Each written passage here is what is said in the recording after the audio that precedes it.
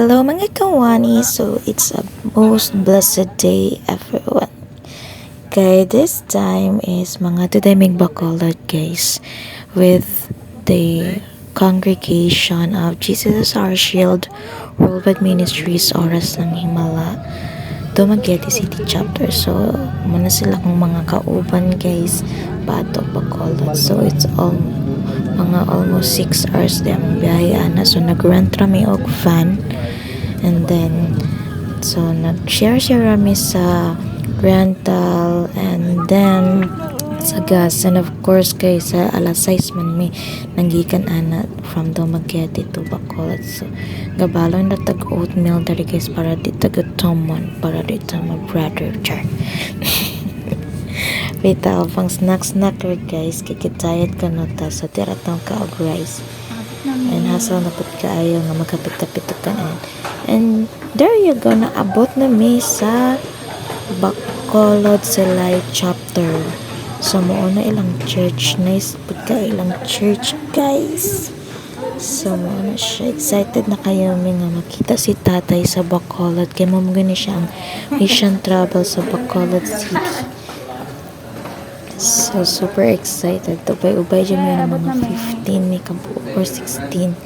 So, nakita naman pag-abot rin dagan po mga kaigsuunan from other chapters. So, welcoming kayo sa lag guys. So, thank God for the safety travel. And then, wala na yung paligoy-ligoy. Di ay nag-prepare na may anang kay mga 4 p.m. is mag-start na. So, of course, pag-abot na nga ang kami ato and nag-prepare kay of course, it's a great privilege po nga na kanang nahimo ta or usata sa na-assign as a choir guys. So, muna na among day 1 nga muna siya day 1 nga gawain sa SM Bacolod day na siya guys. So, na siya. So, na po yung mga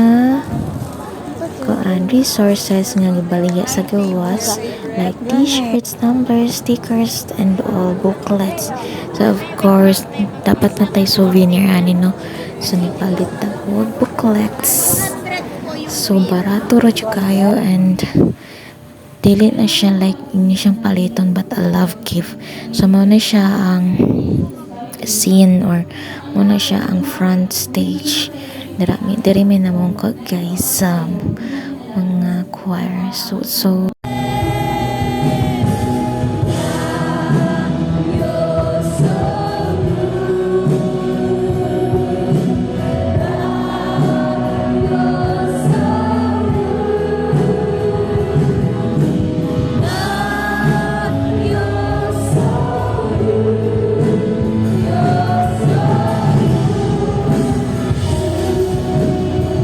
So mao to sa TV pa lang or sa LSN is maka-amaze kayo ang himo sa Ginoo pero lahi ra jud ang personal jud nga makita nimo ang miracle ni Lord sa mga tawo nga gibuhat niya sa pag-ayos sa mga daghang sakit and sus kanang di jud nimo ma-explain and explainable jud ang imong gibati dara.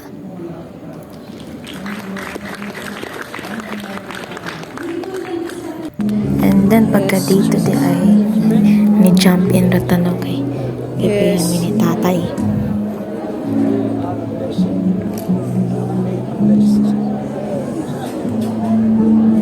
Amen. Amen. Thank you, tatay.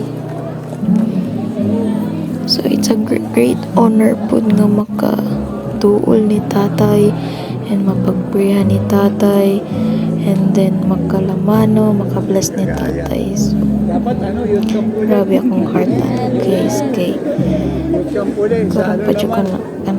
karon pa jud ko sukat-sukat kaduol ni tatay, makabless pa jud ko Ni tatay. so na-jud ko iti sir aning ay hatag ni Lord. So manami sa second na gawain daghan kay nitabo. So sorry kay wala na ko na record jud but daghan kay nitabo or himo sa Ginoo anong time. So kami gadali-dali na po may upa uli kay mga alas 10 na siya or mga alas 8 hapit na alas 9 So, katawanan pero case na nga wala at jud mi sa SM.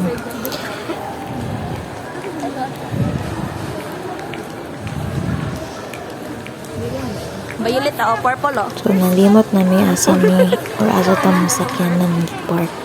Kaya dagan kayong exit ng entrance.